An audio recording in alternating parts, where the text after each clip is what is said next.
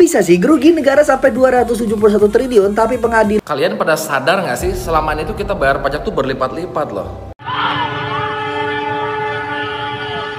Indonesia masih kalah jauh kalau ngomongin jalan raya. Emang iya?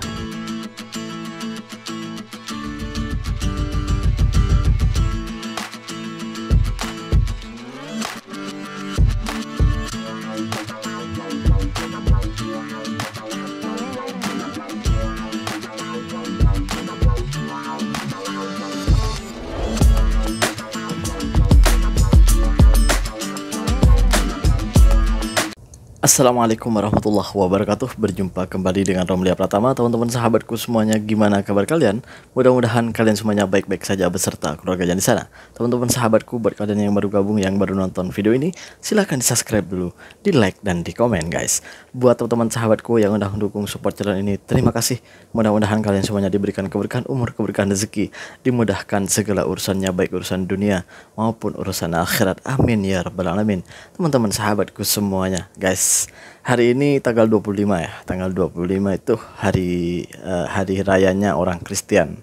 Ya selamat hari raya lah buat mereka yang lagi merayakan hari raya. Teman-teman sahabatku semuanya, seperti biasa guys, kita akan ngebuat reaction seperti biasa. Reaction video-video yang lagi viral guys. Seperti apa videonya? Ini dia guys. Kok bisa sih gerugi negara sampai 271 triliun tapi pengadilan vonis cuma 6,5 tahun penjara karena 12 tahun dianggap terlalu tinggi.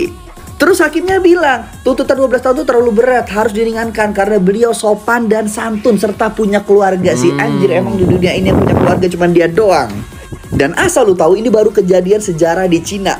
Korupsi tertinggi sampai 6,8 triliun itu dieksekusinya mati. Sedangkan ini 300 triliun cuma 6,5 tahun penjara. Dan kalau nggak salah dendanya cuma 1 M. Gue nggak ngerti deh. Gue pikir kita ganti presiden bakal beda, ternyata masih sama aja. Atau sebenarnya bukan masalah presidennya, tapi siapa aja presidennya, hukum atau hakimnya tetap sama. Yang perlu dipertanyakan ini siapa? Keputusan dari hakimnya atau sistem dari pemerintahan, dan ada tanggung jawab presiden. Kan percuma aja gak sih? Pesannya buat lu pada pejabat yang masih ada di atas sana, silahkan korupsi yang banyak. Jadi nanti ketika di depan jaksa, depan pengadilan, cukup berkelakuan sopan, lu punya keluarga. Jadi ntar paling cuma 6,5 tahun, ya 300 triliun ketutup lah. Kalau misalkan cuma 6,5 tahun doang mah. Sekarang gue tanya kalian, kalau kayak gini nih yang disalahin siapa? Peraturannya, hakimnya, atau sebagian orang bilang ini salah presidennya. Nah, kalau menurut kalian gimana? Silahkan komen dan kasih pendapat lu. Emang kesel sih lihatnya itu. Bener guys, bener. Kalau lu jadi warga negara Indonesia itu, buat kalian yang di luar warga negara Indonesia nih, pasti kesel banget guys. Pasti kesel banget karena hukum di negeri kita itu waduh sangat tajam ke bawah, tumpul ke atas gitu. Paham kan? Kalau sama orang bawah itu sangat tajam. Hukum kita itu sangat tajam ke bawah. Tapi ketika berhadapan dengan orang atas, itu waduh tumpul banget. Kayak aduh ya Allah ya Rabbi, gimana ya gue ngomongnya ya. Memang parah banget guys, parah banget. Ya Allah, ya bener. Kirain ganti presiden itu bakal ada pembaharuan lah peraturan kita gitu. Ternyata ya sama aja guys, sama aja. Merugikan negara 300 triliun, hukumannya cuma 6 tahun. Coba bayangin, 300 triliun tuh. Aduh, ya orang-orang di sana yang jadi pejabat itu kayak nggak ada empati, kayak nggak ada. Ya udahlah, korupsi orang hukumannya cuma dikit gitu. Korupsi aja gitu. Itulah kenapa di Indonesia itu sulit sekali untuk mensejahterakan rakyatnya. Membuat Indonesia maju itu sulit banget. Ya karena korupsi di sana itu nggak ada ketegasan, nggak ada hukuman yang berat. Jadi para koruptor itu enak-enak aja. Para orang-orang yang rasuah itu enak-enak aja gitu. Karena hukumannya ringan gitu guys. Gimana di negara kalian? Parah di Indonesia itu guys, bener.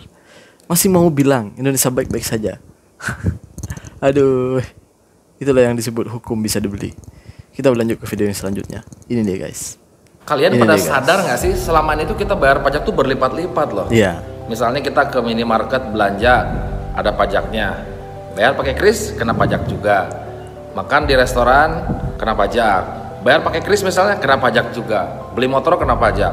Tiap tahun kena pajak. Balik nama kena pajak juga. Beli rumah kena pajak. Jual rumah kena pajak. Hampir semua ada pajaknya. Mungkin hanya buang angin doang kali yang nggak kena pajak ya.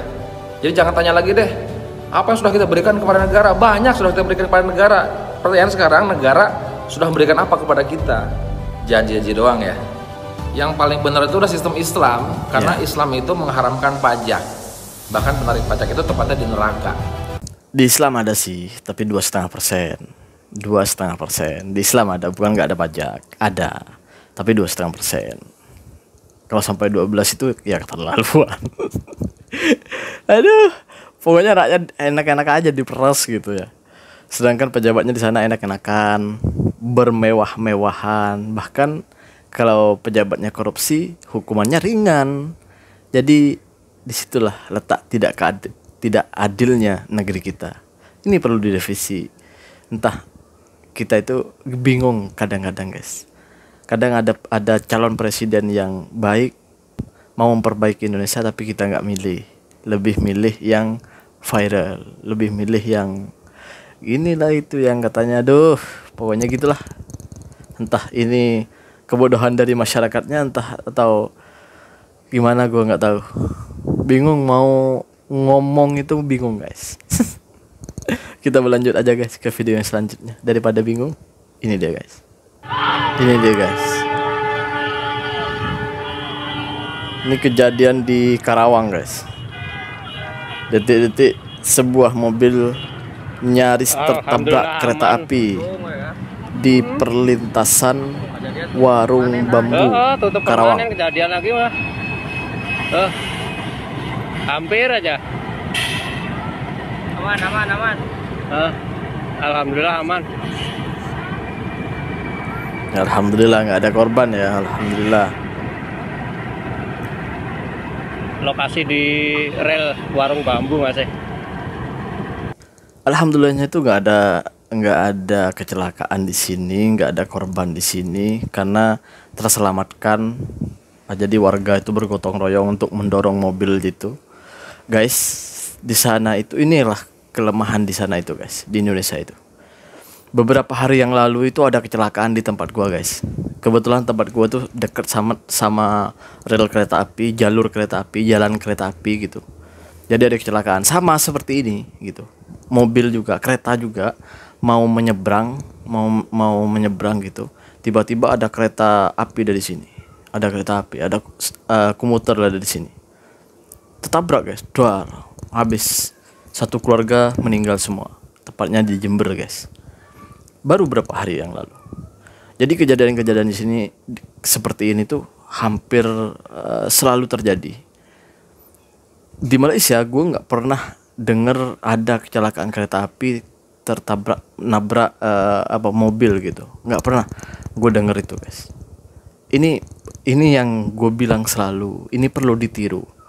Ini kan sebenarnya sistem yang sudah dibangun untuk menghindari kecelakaan. Di Malaysia tuh seperti itu. Sedangkan di kita, kenapa nggak bisa seperti ini gitu? Padahal ini sebenarnya kalau kita benar-benar mau, ini bisa loh. Kalau di Malaysia bisa, kenapa kita nggak bisa? Kan gitu. Kalau orang lain bisa, kenapa kita nggak bisa? Nggak mungkin kita. Aduh, karena nggak punya uang. Iyalah. Kita itu, waduh, gimana gue ngomongnya ya. Ini kecelakaan kereta api ini udah sering kali terjadi, kok masih dibiarin gitu. Ya dibiarkan gitu-gitu aja gitu. Kok di Malaysia ini karena di Malaysia ini guys, kalau nggak jalan keretanya itu dibuatin atau mobilnya gitu, jalan mobil gitu dibuatin terowongan jembatan gitu. Ya paling enggak kereta apinya lewat atas gitu, lewat atas jalan. Nah, itu hebatnya di Malaysia. Makanya di Malaysia itu gue nggak pernah denger kecelakaan kereta api menabrak mobil gitu. Ini yang selalu gue bilang. Jadi gue bilang itu nggak semuanya harus ditiru, tetapi ada poin-poin, tetapi banyak lah yang sebenarnya perlu ditiru sama Indonesia itu. Karena nggak ada di Indonesia. Bahkan ya, aduh, kalau gue ingat guys, di depan mataku ada orang terlindas pakai moto dia masuk ke rel, tiba-tiba ada kereta api. Gue nggak bisa bayangin, hancur badannya, hancur semua. Astagfirullahaladzim, gue di depan mataku guys. Iya, dulu waktu sebelum aku sini, gue nggak bisa bayangin itu guys. Kita berlanjut ke video yang selanjutnya. Ini dia guys.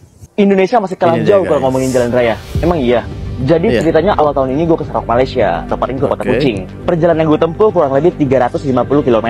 Ya kurang lebih sekitar 6 jam. Tapi itu di luar vehicle declaration. Fungsinya itu untuk mobil lu bisa melintas antar negara. Pertama gue amazed banget sama PLBN Indonesia. Karena dari 15 tahun lalu terakhir gue kesini, ini jauh banget, bersih dan besar. Jujur, Malaysia kalah dengan ini. Tapi setelah gue masuk Malaysia dan sekitar 30 menit ke Kota Kuching, gue cukup pangling sih sama jalan raya di Malaysia.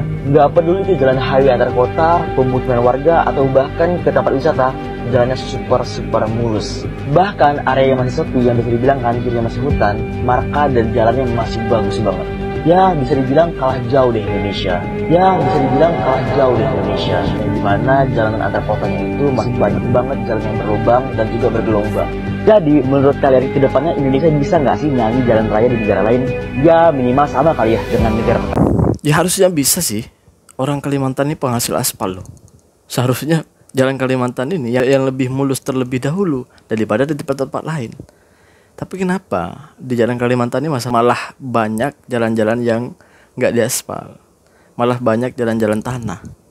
Gue heran di situ.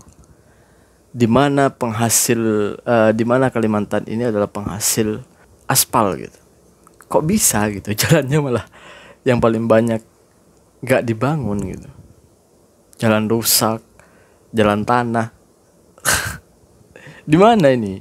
Di mana salahnya itu di mana ini? Aduh, tolong dong Pak, jawab Pak. Ini salahnya di mana Pak? Ya Allah ya Rabbi. Kalau jalan raya sih jangan diragukan lah kalau di Malaysia ini. Memang kalau kulihat datanya, kalau kulihat itu aspal Malaysia ini salah satu yang terbaik di dunia. Gitu. Ya jangan dibandingkan dengan aspal kita. Jauh, bos. Beda banget. Bahkan kalau di sini itu bisa bertahan 10 tahun, di tempat kita itu hanya bisa bertahan 2 sampai 3 tahun aspal kita. Coba bayangin. Kalah jauh, bos, bener. Terima kasih buat semuanya. Mudah-mudahan ada perbaikan di negeri kita. Assalamualaikum warahmatullahi wabarakatuh. Jangan lupa sholawat guys.